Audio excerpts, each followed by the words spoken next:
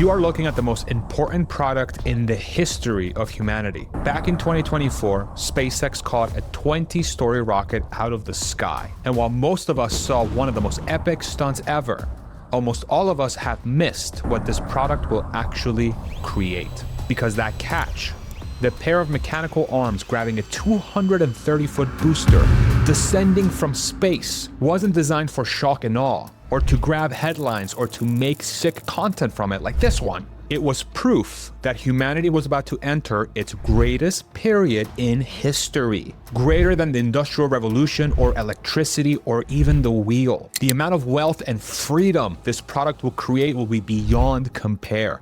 And that story arc is literally just getting started and will continue for at least 100 years. I've been tracking the space industry since SpaceX first started landing boosters back in 2015. And when I saw the catch we just saw, I realized something that most people completely missed. Everyone was talking about Mars and Elon's big dream of going to the moon, and as he puts it, extending the light of consciousness. But what they weren't talking about was the economy that catch just made possible between here and Mars and beyond. An economy that didn't exist 12 months ago. An economy that multiple billion-dollar companies are already building into.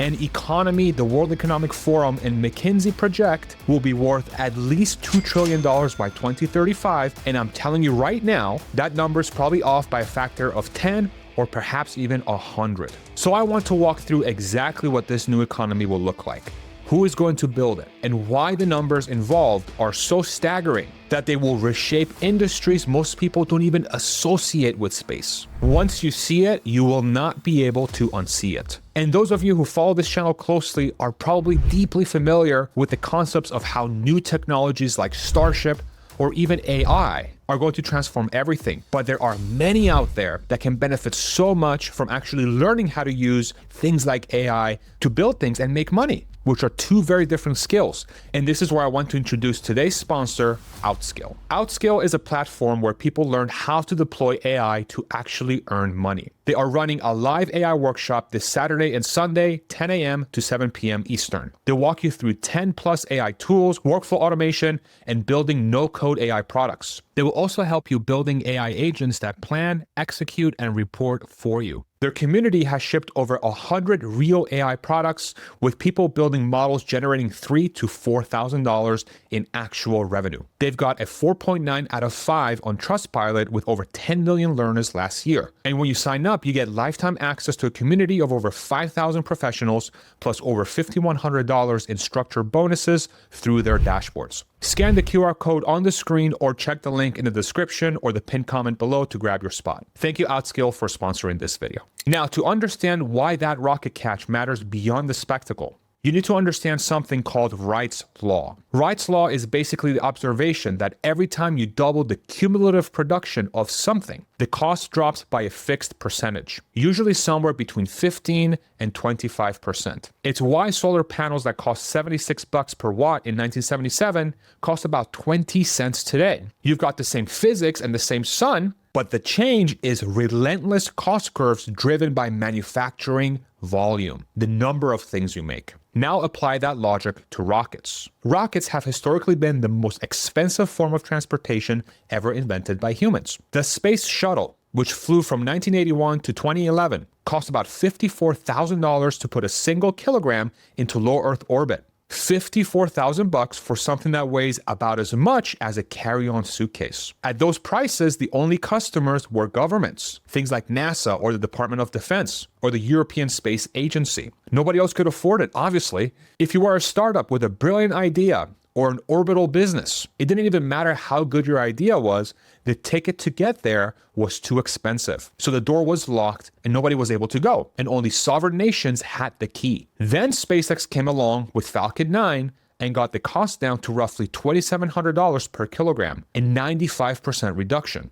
That sounds pretty massive, right? That cost drop created the entire modern satellite industry, with companies like Starlink or OneWeb, Planet Labs, companies that straight up would not have existed in the shuttle era with their pricing. But Falcon 9 didn't just give us cheaper rockets. Falcon 9 proved that reusability worked. That's what drove those costs down, that you could reuse the rocket over and over again. And that allowed private companies to do what governments had monopolized for 50 years. But Starship, that vehicle that we saw being captured in October 24 at the beginning of this video, is projected to bring that cost down to somewhere between $78 and $94 per kilogram in the near term, with a long-term target of $10 to $20 per kilogram. So from $54,000 to $10 per kilogram, a 5,000 times cost reduction from the shuttle era, 5,000 times cheaper. It's like going from a $50,000 plane ticket to a $10 bus fare, but instead of going to a job you hate, you're going to freaking space. The entire economic calculus of space changes at those prices. Businesses that were mathematically impossible at $55,000 become wildly profitable at $10. Now I want to introduce you to something that happened in history that very closely ties to why space is going to be so unbelievably huge. Are you ready? Containerized shipping. In 1956, a trucking entrepreneur named Malcolm McLean loaded 58 metal containers onto a converted oil tanker in Newark, New Jersey. Before that, loading cargo onto a ship cost about $5.86 per ton, and the process was very obviously backbreaking. You had longshoremen carrying individual crates, bags, and barrels up gangplanks. It took days to load a single ship, and theft was obviously rampant and breakage was constant. The entire system was slow, expensive, and very unreliable. And then McLean's containers got the cost down to 16 cents per ton, a 97% cost reduction. But the crazy part wasn't the cost savings themselves. It was that global trade exploded. Entire countries industrialized specifically because shipping costs collapsed. South Korea, China, Vietnam, Bangladesh, their export-driven economies were built on the back of that one invention. The container didn't just make shipping cheaper, it created the modern economy with globalization. A factory in Shenzhen could suddenly compete with a factory in Detroit because the cost of moving goods across the Pacific was negligible. That one metal box reshaped the entire global economic order. And we saw the same pattern with internet bandwidth. The cost dropped by about 1,000 times from the mid-90s to 2015. That cost collapse created a $10 trillion digital economy that didn't exist before, like this video, with companies like Netflix, Instagram, YouTube, and cloud computing. This was literally impossible at dial-up prices. In 1995, streaming a single movie would have cost hundreds of dollars in bandwidth, but by 2015, it cost fractions of a penny. It's literally the same data and largely the same wires, but radically different economics. And what I'm about to show you is the same pattern playing out right now, but in space. The question is, when you collapse the cost of reaching orbit by a factor of 1,000 or more, what new industries emerged that nobody predicted? And the answers are already showing up. The first companies building into this new economy are already being funded, staffed, and launching hardware. And the businesses they're building are so unusual and so different from traditional space companies and even traditional companies on Earth that most space industry analysts don't even know how to categorize them. They don't even know what they are. So I want you to think of these companies as the potential for the space economy. It's just the beginning. Literally think about infinite opportunity. You'll very quickly see what I mean. And to be clear, none of these companies are sponsoring this video. For example, look at a company like Reflect Orbital, which is doing something that literally sounds like science fiction. And they just raised $35 million, and the lead investor was Sequoia Capital. Sequoia's last space investment before this was, guess what? SpaceX. Reflect Orbital was founded by a former SpaceX engineer, and their plan is to put 4,000 mirrors in orbit. Each mirror is about 18 meters by 18 meters, which is roughly the size of a basketball court, but weighs only 16 kilograms or 35 pounds, which is lighter than a large suitcase that you get overcharged for at the airport. And these mirrors, are you ready? Will redirect sunlight down to solar farms on Earth during nighttime hours, or during overcast weather, or during seasons when certain regions get limited sunlight. This means that solar energy gets a massive boost from these satellites, which will lower the cost of solar energy even further, but more importantly, increases the amount of power from the sun. They've already received over 260,000 requests from potential customers. The first launches are planned for 2026, and the addressable market for space-based solar power is projected to grow from $3.5 billion to $10 billion by 2035. If we use the old economics at $54,000 per kilogram, putting 4,000 mirrors into orbit that would roughly cost $3.5 billion just in launch costs. But at $78 per kilogram, the launch cost for 4,000 mirrors drops to about $5 million. $5 million. That's a 99% cost reduction. And then we've got Varda Space Industries, which has now completed 5 missions where they manufacture pharmaceutical compounds in microgravity. These are drug compounds that are impossible to make at pharmaceutical grade on Earth because gravity disrupts the crystalline structure, but can be manufactured perfectly in orbit because the molecules align in ways that gravity won't allow. And so to be clear, it's not about making the same drug slightly better, but making brand new compounds that are physically impossible to produce on the surface of a planet with a gravitational pull. Varda has already raised $329 million and they're planning monthly launches by 2026. Their first products are pharmaceutical, but they've announced semiconductor manufacturing beginning in Q2 2026. Computer chips that are made in space because the zero gravity environment produces crystals with fewer defects than anything you can achieve in a terrestrial clean room. Because guess what? There ain't nothing in space. The implications for chip quality and yield are enormous. Then there is Space Forge, the first time anyone has ever ignited a furnace and generated plasma in orbit. They're working toward producing semiconductor crystals in microgravity and returning them to Earth. A literal orbital furnace. They're building the capability to manufacture materials in space that are physically impossible to create in gravity. An entire category of matter that doesn't exist on Earth because Earth has gravity. I truly find this incredibly fascinating because it flips the whole narrative about space. For 60 years, the pitch for space was it's too expensive, but it's worth it for exploration and science and national prestige. And if you remember with John F. Kennedy, we went to the moon because it was hard, not because it was profitable. The entire framing was cost justified by inspiration. But the new pitch is completely different. Space is becoming cheap, and certain products can only be made there. And so the reason to go to space isn't just inspiration anymore. It's margin, it's financial, it's because it makes sense. There's money to be made up there that you literally cannot make down here. Now, the skeptics will tell you this is all too early. But having tracked these cost curves for years, I think the evidence points strongly toward commercializing happening faster than most analysts expect. If you want to hear in-depth reasons as to why this is, check out my book, Abundance or Collapse, which talks about the coming disruption in AI, robotics, and the next generation of products, and how those products will transform the economy. If you want to be on the winning side of that transition, check out the link in the description below. Thank you very much. Now, there's an entirely new layer that will likely be bigger than the entire economy of Earth over the next few decades, and it involves some of the biggest companies on the planet. At NVIDIA's GTC conference in 2026, Jensen Huang, the CEO of NVIDIA, announced Vera Rubin Space One, a space-grade AI chip delivering 25 times the compute performance of anything previously designed for orbital deployment. To put that in context, the computers on the International Space Station have less processing power than the phone in your pocket. Space computing has been stuck in the Stone Age for decades because radiation-hardened chips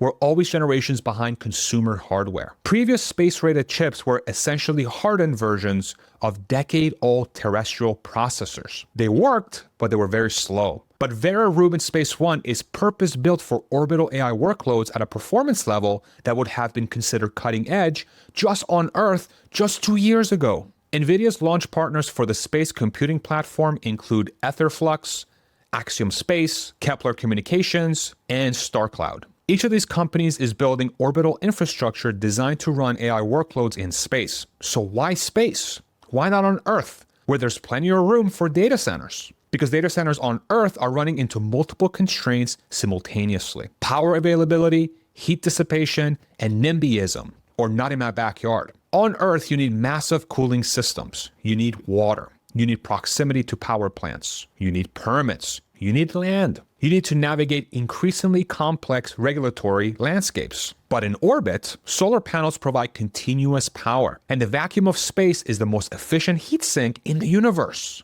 You don't need cooling towers or water. The thermodynamics just work better up there. A chip running in the vacuum of space radiates heat directly into the cosmos. You basically have infinite energy and infinite cooling. Just use physics. Now, of course, this will be an engineering challenge that has to be solved, but from a first principles perspective, if you look at just the constraints from a physics perspective, compute in space is an absolute no-brainer when the cost to launch is $10 per kilogram. Now connect this to Tesla's Terafab announcement. Tesla is building a $25 billion chip fabrication facility, which is the largest chip factory ever announced. They've disclosed that 80% of their chip output, their D3 AI chips, is designed for Orbital AI satellites. SpaceX has filed applications for 1 million data center satellites that will process AI inference workloads. Basically, anytime you ask ChatGPT something, the answer will be computed in space and sent back down. If you compare that to Starlink, they have over 10,000 satellites in orbit today. 1 million data center satellites is roughly a 100-time expansion of what's already the largest satellite constellation in history. But even this, the orbital compute layer, it's not the deepest level of what's happening. Because who builds and maintains all this infrastructure in space? You're just throwing shit up there. Humans can't do it at scale. You can't send thousands of construction workers into orbit. The economics don't work. The biology doesn't work. And the logistics don't work. A human body in space needs oxygen, food, water, radiation shielding, exercise equipment to prevent bone loss, physiological support, a way home. The overhead of keeping a single human alive and productive in space is astronomical. Pun is very much intended right now. So what's the answer? Robots, a lot of robots, millions and millions of robots. Tesla and other companies like Figure, X1, Boston Dynamics, and a bunch of Chinese companies have been iterating on humanoid robots at a pace that is truly mind-blowing. These robots are designed to do any task a human can do with their hands. But because they're robots, they don't need any of the physiological needs of humans, like food, water, oxygen, an HR department, a friend to vent to about how shitty and uncomfortable space is. They just work and work and work and work and work forever. NASA is independently developing humanoid robots for lunar operations as well. China has also announced plans to land humanoid robots on the moon by 2028. NASA awarded a $500,000 grant specifically for developing robot swarms for lunar mining operations. Literally autonomous robot miners on the moon, coordinated by AI operating without human intervention. Now do the math. The International Space Station costs about $3 to $4 billion per year to operate. Supporting a crew of 6 to 7 people, that works out to roughly $500 million per astronaut per year, or about $1.4 million per day, per person. These people need to eat, sleep, breathe, exercise 2 hours a day to prevent bone loss, and it can only work so many hours before exhaustion and radiation exposure become dangerous. But with a robot operating in space, especially something like Optimus, manufactured at Tesla's scale, which will be in the millions of units per year, could operate continuously with no oxygen or food or sleep cycles or emotional breakdowns or contractual work limits for a really, really long time. Based on Tesla's target manufacturing costs and projected operational lifespan, you're looking at an effective labor cost of roughly $2 per hour. $2 an hour for labor that works 24 hours a day, 7 days a week,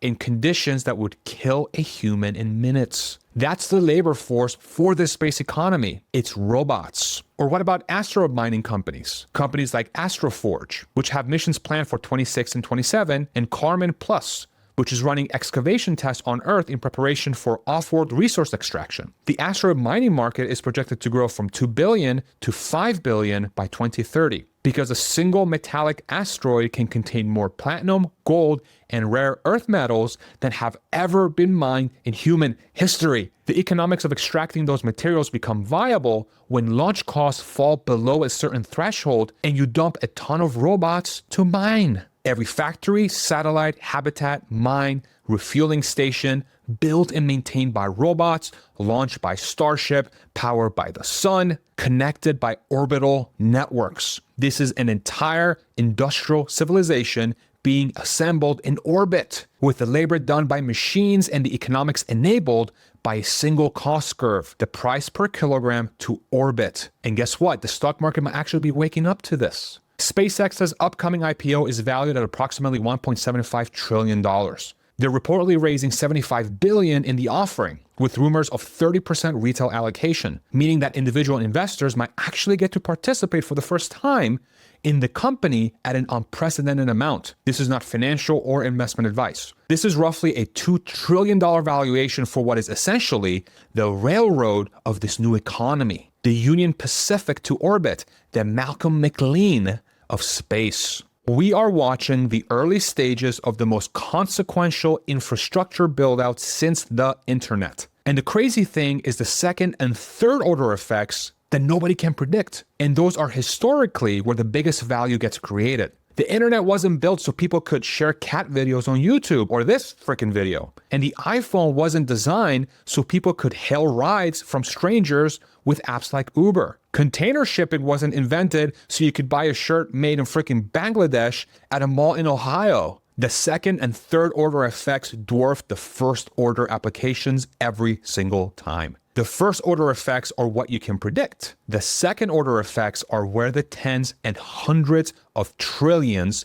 live. This is the question I keep coming back to. 20 years from now, what trillion-dollar industry will exist that nobody in this room, nobody watching this video, nobody on Wall Street or at NASA or SpaceX has even thought of? Because that industry's coming. The cost curves guarantee it. The capital is flowing. The hardware is being built. We just can't see it yet. But boy, is it fun to watch. The future is about to be really, really awesome. Thank you so much for watching. I hope this video was informative and helpful, and we'll see you in the next one. Take it easy, everybody. Mwah.